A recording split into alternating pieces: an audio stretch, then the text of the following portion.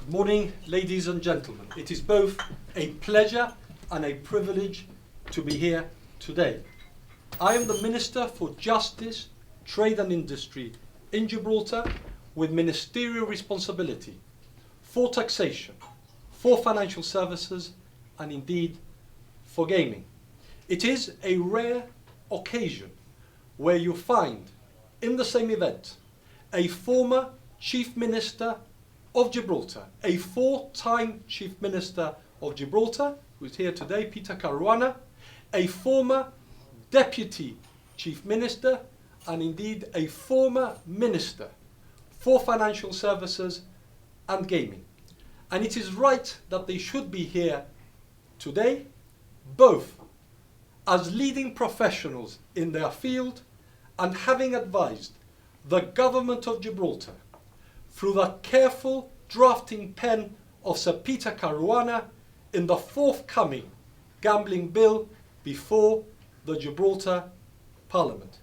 And I am pleased to say that I intend to take the bill to Parliament at the first available opportunity. And I also expect the bill to have cross-party support.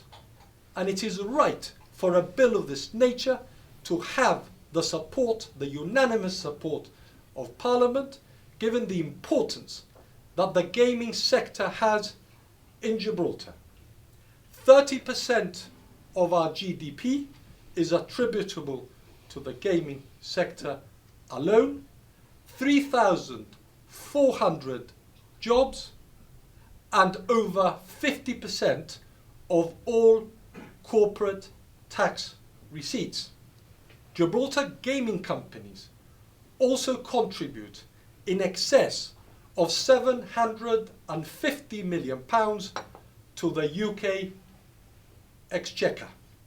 The previous speaker, representing the Gaming and Betting Association, has rightly issued a note of caution in terms of the proposed increases in betting and gaming duty in the United Kingdom. We believe and share the concern that any significant increases in gaming and betting duty will not only have an impact in the United Kingdom, as we have seen from public statements over the last few weeks, but indeed could adversely impact the Gibraltar gaming sector and in particular our own government tax revenues. We understand that all countries around the world are facing the same budgetary pressures, namely an increase in public sector costs and demand for public sector costs and a decrease in government revenues. When we were re-elected into office 2 years ago, the Chief Minister asked me to devise a national tax strategy in Gibraltar. And through careful execution of that tax strategy, when the financial year ended on the 31st of March this year, we recorded record tax revenues, the highest levels of tax revenues in our history, the likes of which we had never seen before. Not by increasing the rates of personal taxes. On the contrary, we decreased personal tax rates by 2%, and we started the tax year with £18 million less of tax revenues. So we appreciate the demands on the public exchequer, but we must also be mindful. I can tell you that if I have had sleepless nights over the last 2 years, was precisely in the area of fiscal policy. Few people within the public understand taxation.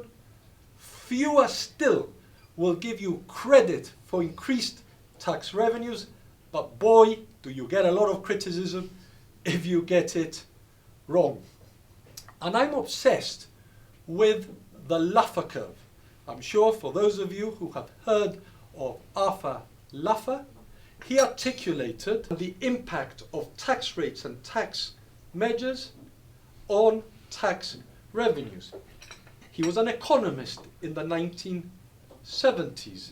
He wasn't the first one to articulate that theory. Indeed, it was first articulated by an Islamic scholar in the 14th century, Ibn Khaldun, who said, at the beginning of the empire, the tax rates were low, the tax revenues were high. Towards the end of the empire, the tax revenues were low because the tax rates were high. So therefore, mindful of this, I can tell you that the levels of tax revenues that we are currently seeing coming through in our current financial year point towards us being able to surpass the tax receipts that we had last year, record as those were.